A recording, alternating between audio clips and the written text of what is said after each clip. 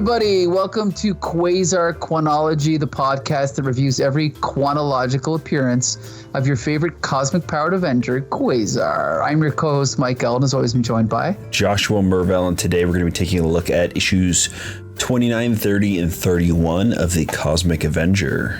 That's right, and for the first time in a very long time, we have a very special guest, Ricky Lima. Thanks for joining us, Ricky. Hey, no problem, man. Thanks for inviting me. It's been a while. Yes. Is that I randomly messaged Ricky and I said, hey man, do you want to come on our podcast and talk about QUASAR comics? And he said, oh, can I talk about the one where he gets pregnant? And I was like, that's exactly what we have scheduled for the next episode. What a coincidence. So Ricky, why have you heard of this particular issue? Is it just like in the zeitgeist? No, well, it was when I was working at Stadium. I was just like bagging up old comics. And then this one came up and I was like, what the hell? Why is QUASAR pregnant? What the hell's going on here? And then I actually didn't flip through it. I was just like, that's a weird cover, and I put it away. But that's the only cover I ever remember of QUASAR. I might even own a copy, I don't know, somewhere in the bowels of my comic collection. Interesting. How many comics do you have, by the way? I think now it's close to 7,000. But I did slow down a bit, like the past year or two. So it could be higher, but right now I've slowed down. Gotcha. And the good news about today is you're finally going to find out why QUASAR is pregnant on the cover of this comic book, right? So yeah, you're going to do your best and tell our viewers the rough plot approximately of what happens in this issue. Yeah, so they're facing off against this villain that they just call her. And she's looking for a mate who can sustain her seed, I guess. Mm-hmm. And so she's impregnated theoretically, like with these little seeds, a bunch of people. So one of them's QUASAR, the other one's Hercules. I can't remember the other ones. There's a bunch, like Hyperion. Yeah, from Squadron Supreme. A bunch of wackos. Yeah. And then Jack of Hearts shows up, and he's under the mind control of Moondragon, who Moondragon's like obsessed with QUASAR, wants to fornicate with him, wants to become best friends with him. And QUASAR is like, yo, man, this is crazy. Everyone's trying to get with me. And then, they fight for a bit. Hercules is like telling people to smite him all the time. He's very obsessed with being smitten because he thinks that's how the seed is going to get off of him. Yes. But nobody wants to smite him. So I always love these like little like slice of life antics bits. It's like literally affects nothing whatsoever. Yeah. And then her shows up to Moondragon's lair, and Moondragon's like, I'm about to beat your ass, and then like strips down for no reason. For absolutely no reason. it's like, all right, cool, man. Like, why did you need to do that? He didn't need to do that. And so she uses like some power inhibitor to inhibit the power, and then beats her up. QUASAR shows up and is like, hey man, leave her alone. And then Jack of Hearts shows up again. And that's about it, man, for the issue. Yeah. Yeah, so her is like, you know what? QUASAR's the one. So then she like destroys all the other eggs on everyone else. And then QUASAR is like, damn, man, I got this seed on me. So then she becomes obsessed with him. And now she's like, you are my partner forever. And then he ends with a look to the camera and says, good grief. Classic. Like Charlie Brown, eh? Yep. Yeah. Mm-hmm. So here's the thing is I actually really enjoyed this issue. Like, I've been rereading Justice League by Giffen, DeMatteis, and McGuire and Hughes, and that was the funniest book of its day, but I find the jokes don't hold up. This issue I thought was funny. Like the subplot with Hercules that you mentioned, I thought it was actually really sharply written. Like, it's just like It's like a minor gag, but it's well done. Like, I can see that happening in like a modern comic, or even even in the movies, right? Like, it's kind of something that like Drax would do in Guardians, right? Like, yes, kind of this like wacko, like strong man and his like weird antics. Like, I think it totally worked. I talked about this before when we started with this storyline with her. I'm not a huge fan of it. So I was a little bit bored, I think, with the main story, but well, even when Moondragon stripped down, started beating her up. yeah, for some reason, yeah, I'm not buying that everybody is just obsessed with this dork Quasar. Well, that's You know, a little like- bit of I think it's a little bit of Mary Sue on the part of Mark Gruenwald, right? Like, Right. there's all these quote unquote alpha males, and she actually wants me, right? Like, I just think that's Mark Gruenwald putting himself in there. Yeah. Well, man, does he look like Quasar? No, but I think since he mainly wrote Captain America and Quasar, I think Quasar is who he feels like he is, and Captain America is who he wants to be. That's how I see it. Interesting. You know? Yeah. Well, that's some bold claims there, Mike. I didn't know him personally, but I'm just guessing. By the way, the scene where Moondragon captures her, I thought was really good. The fact that she's like the way that she cleverly depowers her, then she gets like violent with her, and she's like, what does she say? Go ahead, like, Ricky. No, I was going to ask, like, how do you define clever? I mean, she turned on a switch. I mean, Yeah, it's exactly. not really clever. She's just The like, thing oh, is- you walking like that. and it, like it wasn't established before that she has like different types of like energy that her This is powers come called- from. Like It's called what's it called? Technobabble. They create a way, like a limitation, and then they exploit it. So what did you say? Go ahead. I'm fine with that, right? Because like kryptonite is technobabble. It's nothing. A rock from your home planet is going to depower you. But if those are the rules that you're setting up, that's fine. And then you have it pay off. Where this, it's just you have the thing happen and you explain it away with nonsense. But if You know you're what I a mean? Like, long-time it's- reader of Moondragon, you might, or her. If you've read all of her appearances, maybe you saw that coming. Maybe. You're like, oh no, she's gonna exploit her weakness. But this is like one of the only her stories I've ever read. Ricky, are you a big her fan? I've never even heard of this character. Is she like related to Adam Warlock or anything? Yeah. She is related to him. They were created, I believe, by the same technology or whatever. I think they were. Was it the High Evolutionary? I don't remember. But they came out around the same time. And then him became Adam Warlock and her just stuck with her. Oh, is this like part of the Infinity Gauntlet stuff? Well, I mean, it's all tied together, but it's not really part of that. Yeah, this was just after all of that, right? Yeah, like this actual issue is actually right after Infinity Gauntlet. And she goes and visits Adam Warlock, and he's like, I'm too busy for your nonsense. So that's why she started putting all of these like seed pods on a bunch of people, try and find a mate because he rejected her. But like, I don't know why she didn't just put the seed pod on him. That's a good point. That's kind of a weakness in the plot. Yeah. But I don't know. Again, it was fine. I think it's a beautiful comic. I really love the art. Everything is very clear what's happening, especially because we have a lot of this issue where there's just 4 people wrestling on the ground with each other, and it doesn't ever lose me. I think that's a testament to the art and the storytelling through the art. So yes. Ricky, are you a fan of Greg Capullo? Yeah, he's great. Did he do this? He didn't do this. Yeah. Are you a fan of Todd McFarlane? No, this is Greg Capullo. Yeah, this is like his first regular assignment at Marvel. Oh yeah. Yeah. What do you think of it? For a long time, like when I first looked at it, I thought it was John Romita Jr., but it's not. Yeah, I mean, he draws Quasar really like a Ken doll, which I guess like that's kind of the point, right? But yeah, more so than the previous artist, definitely. I can see what you're saying. But this is definitely like, I could tell it's Greg Capullo, sure, but it's like him doing the Marvel style of the time, you know what I mean? And so, I mean, I could have swapped this with anybody. I wouldn't have known this is Greg Capullo. I feel like his stuff now is a lot better. But you know, I got to be honest. I think what makes it Marvel House style is the inking.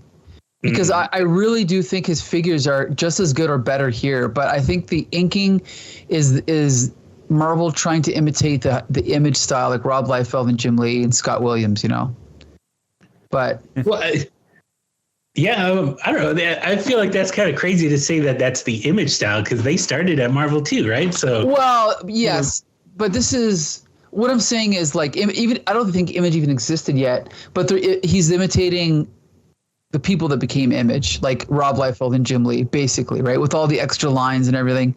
I think that's what it was. Because this same inker was doing Greg Capullo like a year earlier, and the style was completely different. So, but who knows? But anyway, I thought this issue was good. So, Ricky, did it live up to your expectations? No. I mean, it's one of those things you read it and you put it down and you're like, oh, okay, cool. You never think about it again. I did like how they try to shoehorn some like messages about consent where Quasar is like, no, you need to have people's consent. And that's like 2 panels worth of stuff. And then they just kind of fine. But, that's nice, I guess. Like, Captain America's pro-choice, too. Yeah, right? Yep. Very ahead of time for 1991. Yep. Oh, by the way, everything I said about the inker, bullshit. This is a different inker than usual. Oh. But yeah, total bullshit. But the inker, the regular inker, inks the same style, so it's impossible to tell. But anyway, so yeah, I thought this issue was pretty good. I definitely appreciated the art, especially compared to the art on the next issue, which we're going to talk about right now. Josh, if you can do the honors and tell everybody what happened. Quasar number 30. I'll try. Okay. So this one is Wandering the Worlds of What If. So we start off, her is kind of following Quasar around, almost like a little sidekick type character.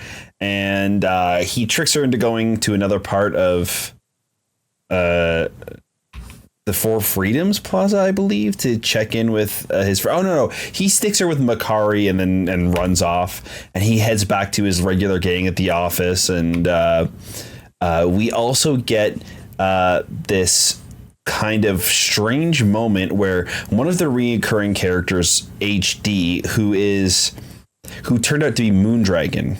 Yes.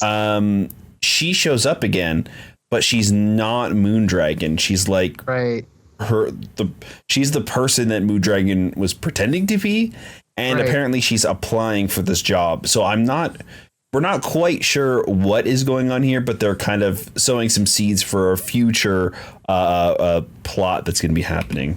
But Quasar walks into his office and Uatu is just kind of sitting there chilling. And he's like, listen, I need your help. Meet me on the moon. And he opens up a portal and he's like, hey, you remember when you fought the human laser, the living laser?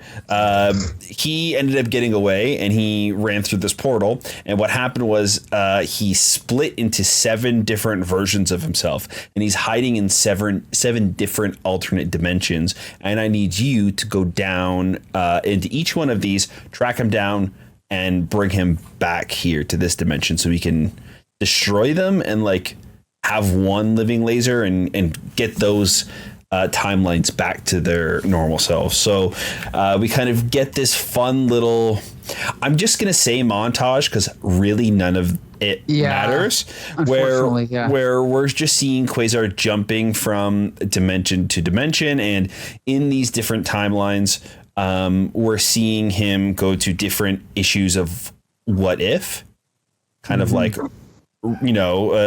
showing that this comic is not necessarily just like a one-off story. They are kind of other dimensions, which is pretty cool.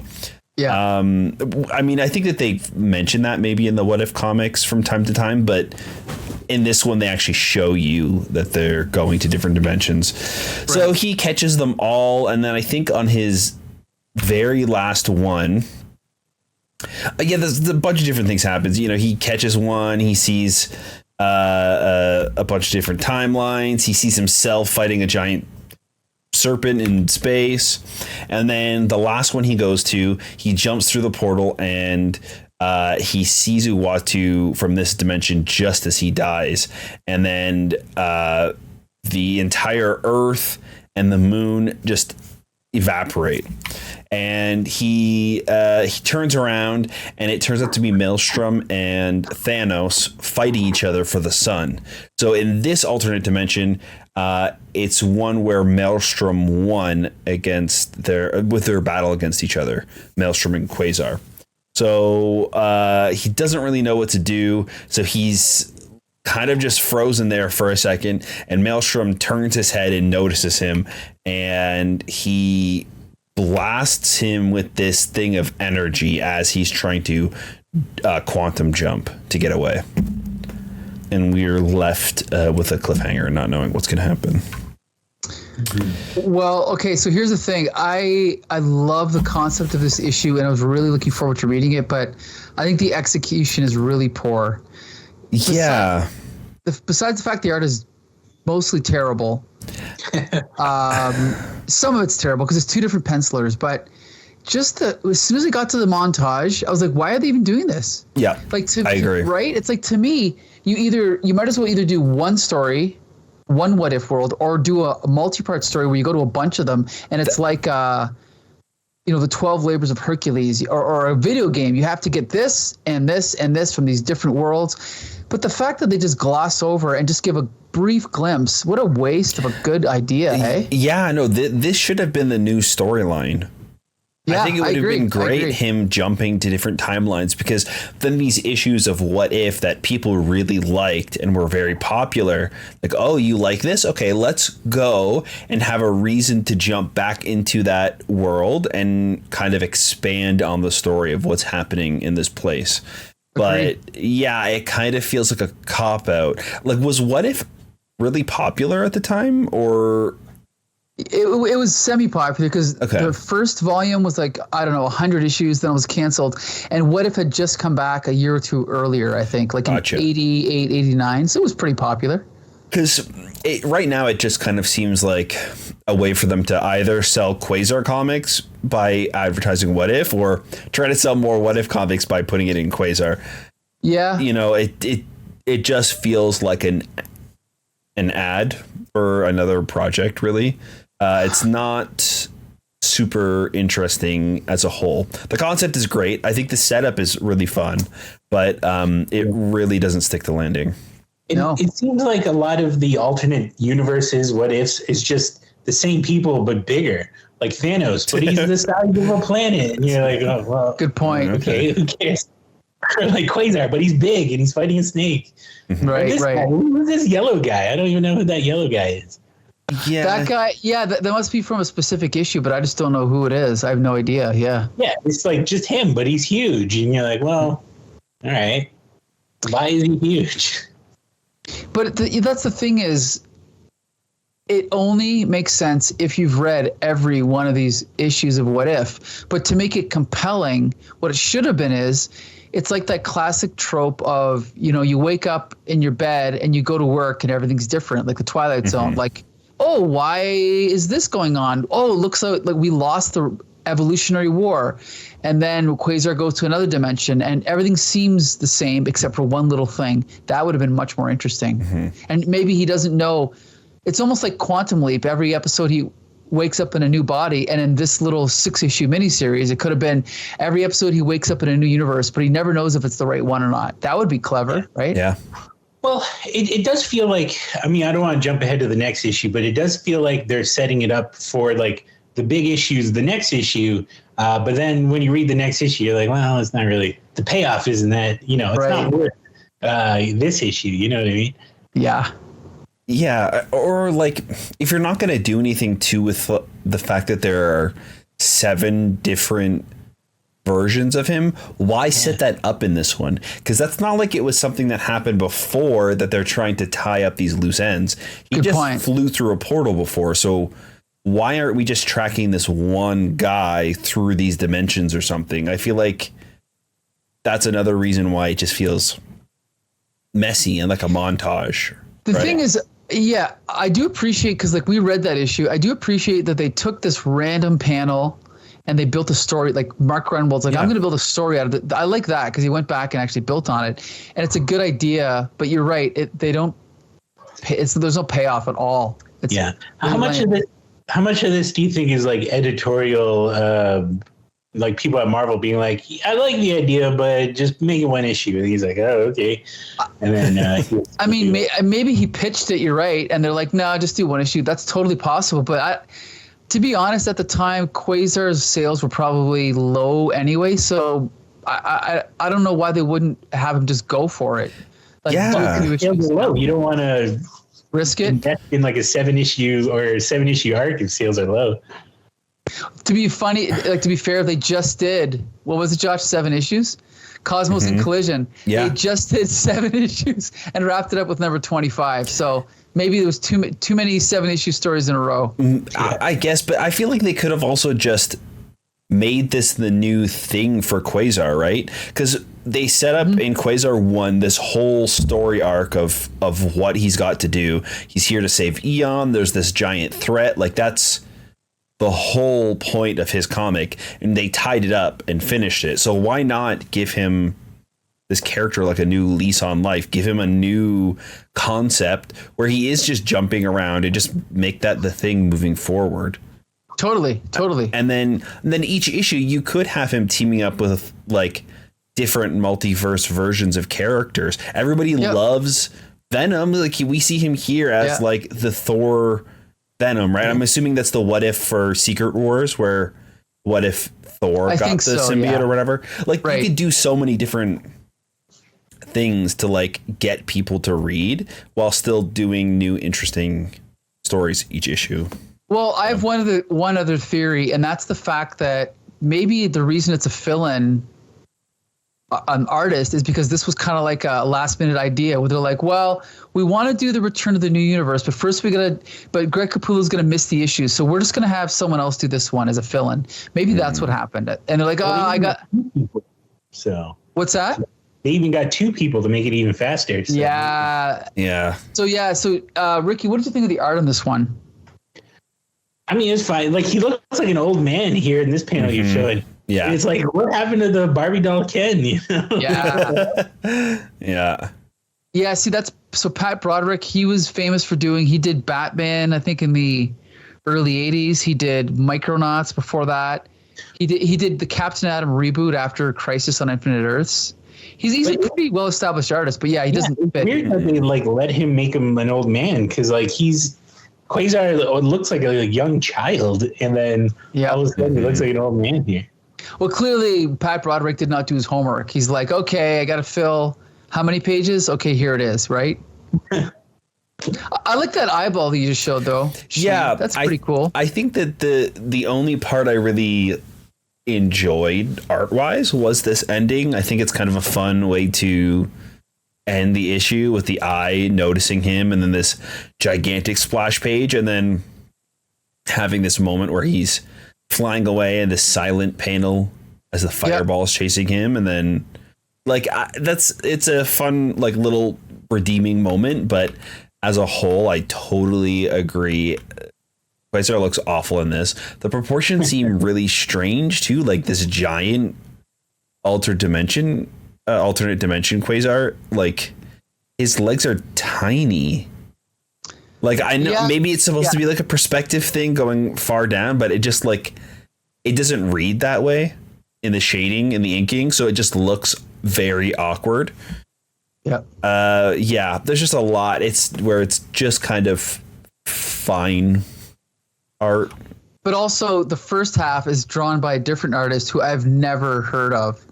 Right. So clear, like this stuff here. Look at this Quasar. Yeah, that's Ken again. Completely different character, right? Oh boy! So look at that, another fill-in from Quasar. Okay, but that's okay because we got one more issue to go, and this is the one that I was the most excited about because I am a recent convert to the new universe. So before we go forward, Ricky, are you familiar with the new universe? No, but I assume after reading this issue, I kind of am now. Like, sort of. Josh, do you know anything about the new universe? Yeah, again, besides this issue, I don't know anything about them. So check it out. Yeah. In 1986, Jim Shooter realizes that the 25th anniversary of Marvel Comics is coming. Not Marvel itself, but the Stan Lee, Jack Kirby Marvel Universe is coming. So he had this great idea. I got it. Let's reboot the whole universe, start everything over from scratch, and just retell all the old stories. And the owners were like, no, you can't do that. He goes, okay. I got my second best idea. How about we cancel half of our, like 6 of our comics and launch 6 new comics, or maybe it was 8, of all these new characters in a new universe, in a new continuity where there's no aliens, there's no secret societies, there's no anything. We're going to start from day one of the real world, and we're going to introduce these new superheroes, right? And just they're not going to have leotards, they're not going to have spandex, and just go from there. So they created like a bunch, like Starbrand, Kickers Incorporated, DP7. And the rule was that it's supposed to be the real world plus superheroes. But of course, within 6 minutes, every writer violated the rules. And within a year, it became exactly like the regular Marvel comics. Unfortunately, they couldn't attract the talent they wanted to attract. And so some of the artists were good, like John Romita Jr., That's about it. Some of the writers were good, like Jim Shooter, Peter David, Mark Gruenwald. And some of the books actually were good, like Starbrand was good, and then DP7 by Mark Grunwald and Paul Ryan. That was actually good. And that's why when it was canceled, that's why they created Quasar, because they wanted to keep working together. So there's definitely some good books in there. And it's fun if you want to read stories not set in the Marvel Universe and with really bad art. So yeah, check them out if you can. But anyway, so this is after the whole line had been canceled. So this is Quasar visiting the new universe. And at this time, because, in my teenage child brain, it had felt like an eternity, but it was like 2 years since New Universe was canceled. So the fact that they were going back to it was like a big deal, right? So basically, okay, so in this issue, Quasar goes to this other dimension, doesn't know what's going on, but we cut in the middle of the action with a character from DP7. Now, this is later in the run, so I actually didn't know who this character was, but his name is, what is it, Captain Manhattan? Captain Manhattan, yeah. Captain Manhattan, and basically, it's kind of a typical superhero scene. There's another guy.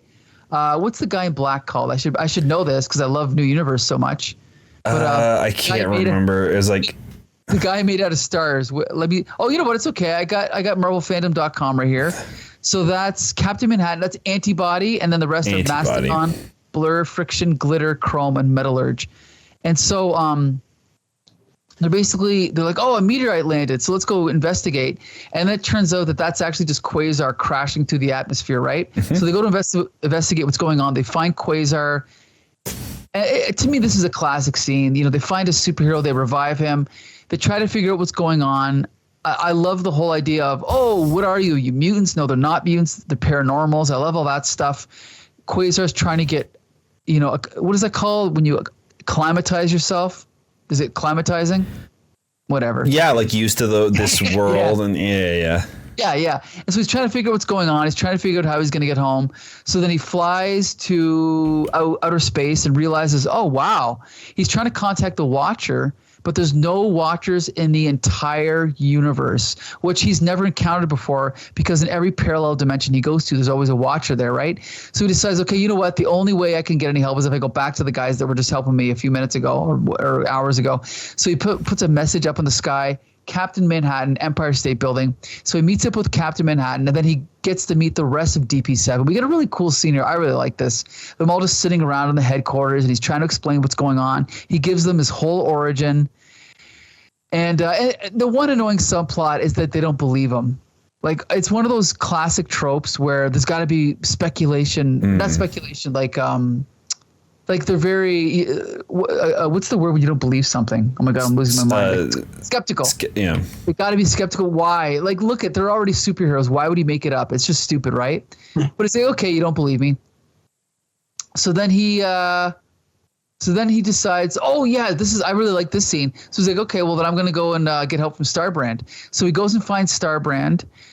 This is not the original Starbrand. This is the second Starbrand. So Starbrand catches us up on what's been going on in his comic since the last time we saw him. So then there's a scene. This is kind of a weird scene where Starbrand's like, okay, I'm going to help you. Oh no, Quasar says, listen, I know that you're skeptical. But what I'm going to do is I want you to interview me for 17 hours. And that's not a joke. It says 17 hours later. I want you to ask me a bunch of questions, and I'm going to convince you that I'm the right guy to give your star brand power to. Yeah. When he uses power. And Quasar's like, well, that's a complete waste. So then this is exactly what it says. He's like, okay, so what do you think of my idea? Interview me until you believe me. He's like, okay, let me make some coffee. Next panel, 17 hours later. Okay, Wenny, enough's enough. I know more about you than I know about my mother. Here's the Starbrand power. He touches his hand, and the tattoo that gives Starbrand his powers kind of like oozes over to Quasar. Now he's got the power, and the other Starbrand guy is like, oh, I'm free. And then Quasar uses the Starbrand to warp through space, and he ends up back on Earth, and he actually ends up in the nexus of all realities, which is where the Man-Thing lives. He goes back to Four Freedoms Plaza, touches base with Kayla, Ken, and then we cut over to him. Then he goes to the moon and talks to the Watcher, and then we get this kind of cool ending where he's, I'll never go back there again. The Starbrand that enabled me to make the jump here burnt itself out in transit. And without that, I've got no proof of the strange new universe I found or the people who live there.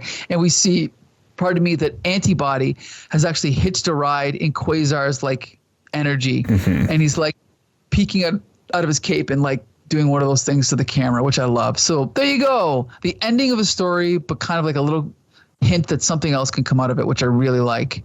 So yeah, Ricky, what'd you think of this one? I didn't know anything about this new universe thing, and now that you're explaining it, it seems like they really kind of horseshoed it in. They're like, yeah, we'll just do a new universe thing for no reason.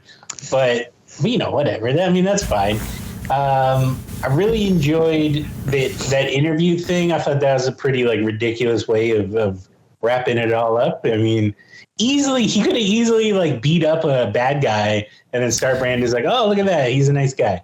But they did that lasted like a panel, which is what? And so I thought that was really funny. And the fact that he like grows a beard like halfway through the interview is pretty great. He shows up at the end, he's all I didn't even notice that. That's a good touch. Yeah. Wow. Yeah, he's like so tired.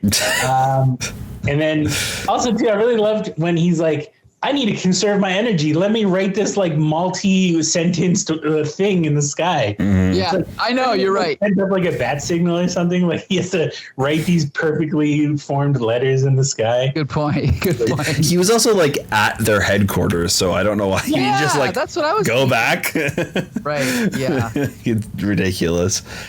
It's a strange issue. A lot of the I like the setup of what's going on. I think a lot of the stuff really works. I like him interacting with these new characters, but the stuff with Starbrand, not knowing these characters, I'm like, why does this guy have the ability to send you back?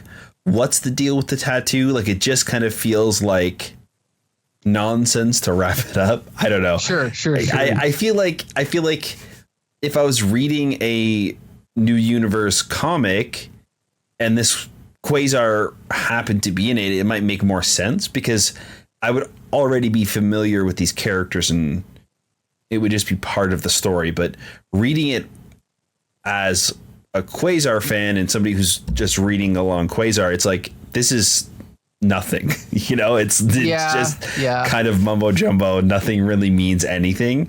I'm sure Quasar will make it back fine. It doesn't really matter. He'll get a tattoo or talk to somebody and everything will be okay. Like I don't really feel the stakes of anything. The stakes. Yeah. That's the thing. I think Mark Gruenwald's weakness is that he, like, do you remember those Atlantis Attacks annuals that we reviewed? Oh, yep.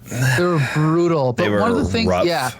But like the worst thing about them is that the backup stories where they explained what Atlantis was and all that, those were horrible because they had absolutely no entertainment value on their own. They were just an explanation for all the continuity. And I feel like what makes him great is that he explores old continuity, but this issue kind of rides the line because it's cool for me because I know about New Universe. But you're right. For someone that doesn't, this is just nonsense. Yeah. And I think, who are these people and who cares? And I think that I like the beginning when he's talking to everybody in the hangout and they're introducing themselves. Like, I buy the fact that he was just shot into another universe, and these are new characters. They're not alter characters from people that we know. They're brand new. This is fine. They're introducing their powers and what they do and who they are. Like, I'm on board. But when they're like, oh yeah, you know this thing, right? This tattoo that could just be transferred to other people. It's like, whoa, what the fuck? Like, it just doesn't feel like there's enough like setup for this payoff. Right. I feel like it needed a little bit more time for me to buy this resolution that happens. But the setup is great. Like, I buy the setup of it. So I guess the question is Ricky, are you going to go out and buy more New Universe comics? No, absolutely not. Like, it feels like a ripoff of the Marvel Universe, which I guess it kind of is.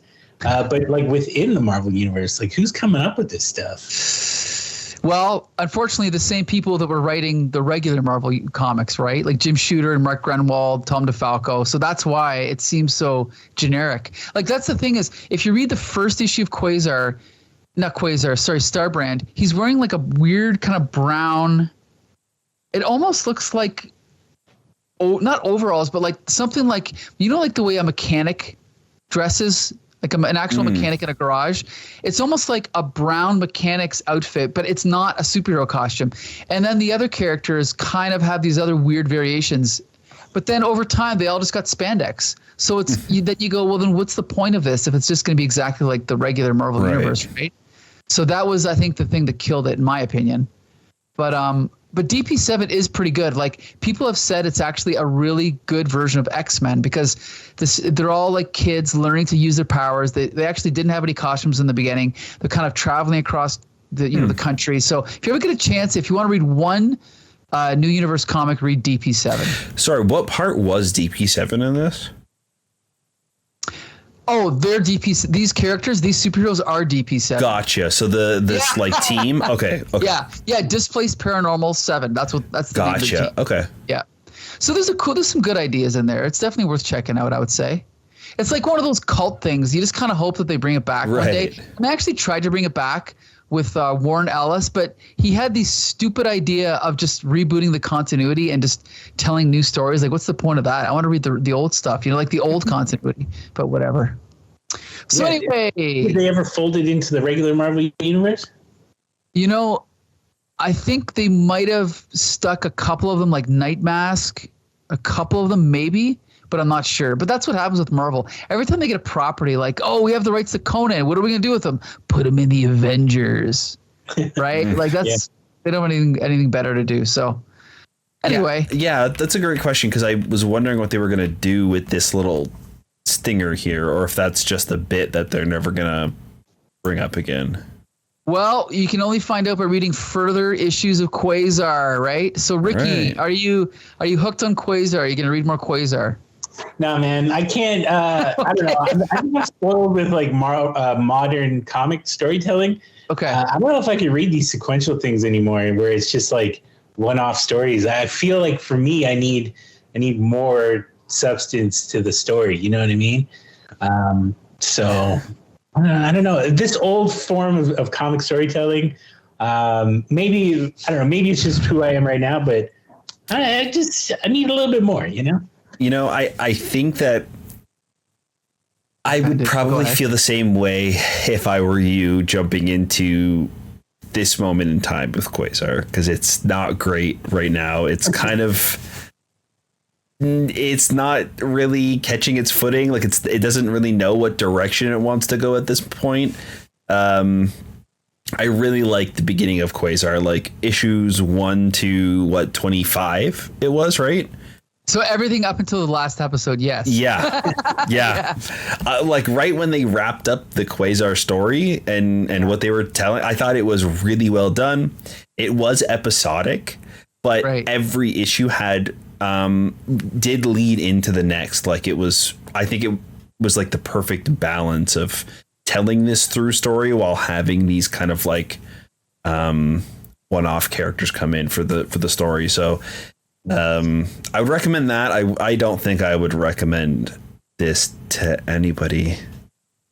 I would. Yeah. Anyway, yeah. I mean, it's not. And there's a reason why when I reread Quasar 4 years ago, I only got up to this point, or maybe it was 25, because I knew that was kind of like the beginning of the end of the golden age, or what you want to call it. So it does taper off and it does lose direction, but I still think this is pretty good. Now, the other thing I'll say about these older style comics, Ricky, is Mark Gruenwald is probably one of the better. He is one of the better writers. His writing holds up better than other writers. So if you don't like this, whoo boy, have you ever read just give us a quick sampling. Have you read many other 80s comics?